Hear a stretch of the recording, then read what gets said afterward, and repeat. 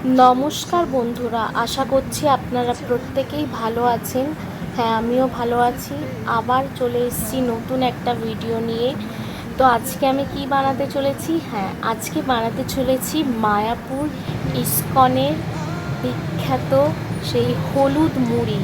তো তার জন্য কি কি লাগবে চলুন দেখে নিই। এখানে লাগছে গোটা লঙ্কা, কারি পাতা, গোটা জিরে এবং বাদাম।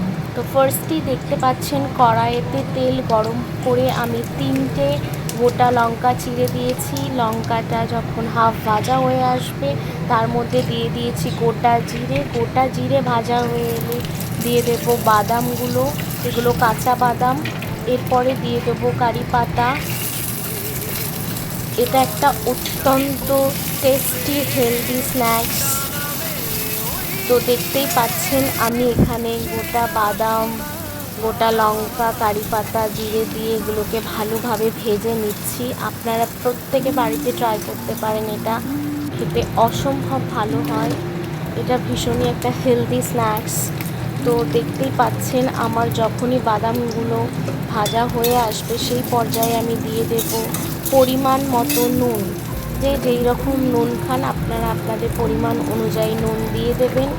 তো নুন দেওয়ার পরেও আমি আবারও ভালো করে ভেজে নেব এবং যখন ভাজা হয়ে আসবে তারপরে আমি দিয়ে দেব হলুদ। যেহেতু এটা হলুদ মুড়ি রেসিপি, তো হলুদ ছাড়া এটা ইম্পসিবল। বাট কেউ যদি হলুদ ছাড়াও এটাকে বানিয়ে খেতে চান আপনারা অবশ্যই ট্রাই করবেন। এবং এটা একেবারেই একটা নিরামিষ রেসিপি। তো নিরামিষ দিনেও আপনারা এটা সন্ধ্যাবেলায় বানিয়ে খেতে পারেন চায়ের সাথে, একেবারে খুব সুন্দর লাগবে আপনাদের। তো দেখতেই পাচ্ছেন হলুদ নুন দিয়ে দেওয়ার পরে আমি ভেজে নিয়েছিলাম। তারপরে এই পর্যায়ে আমি মিশিয়ে দেবো মুড়ি। তো মুড়ি দিয়েও আমি আবারও ভালো করে এটাকে মিক্স করে নেব সমস্ত মশলার সাথে। এবং পুরো ব্যাপারটাই কিন্তু অল্প আঁচে করবেন, কখনোই আঁচটাকে হাই করবেন না, তাহলে পুড়ে যেতে পারবে। মুড়িগুলো মিক্স করে নেওয়ার পরে এই পর্যায়ে আমি দিয়ে দেবো 2টো স্পেশাল মশলা, সেটা হচ্ছে ব্ল্যাক পেপার বা গোলমরিচ গুঁড়ো আর চাট মশলা, যেটা আপনারা বাজারে পেয়ে যাবেন ইজিলি। এবং আবারও আমি মিক্স করে নেব চাট মশলা এবং গোলমরিচ মুড়ির সাথে দিয়ে আবারও ভালো করে ভেজে নেব। এটা করতে ভীষণই অল্প উপকরণ লাগে এবং তেলও খুব কম লাগে, তাই এটা একদমই হেলদি। এরপরে আমি যখনই দেখব পুরো ব্যাপারটা মিক্স হয়ে এসছে এই পর্যায়ে আমি দিয়ে দেবো চানাচুর। একটা কথা বলে রাখি, চানাচুরটা অপশনাল, কেউ ইউজ করতেও পারেন নাও পারেন। এবং চানাচুর দিয়ে দেওয়ার পরে আমার বাড়িতে ছিল ভাজা পাঁপড়, সেটাও আমি দিয়ে দিলাম। এই ভাজা পাঁপড় এবং চানাচুর এর টেস্টটাকে আরও বেশি এনহ্যান্স করবে। তো চানাচুর এবং ভাজা পাঁপড় দিয়ে দেওয়ার পরেও আমি আবারও ভালো করে মিক্স করে নেব।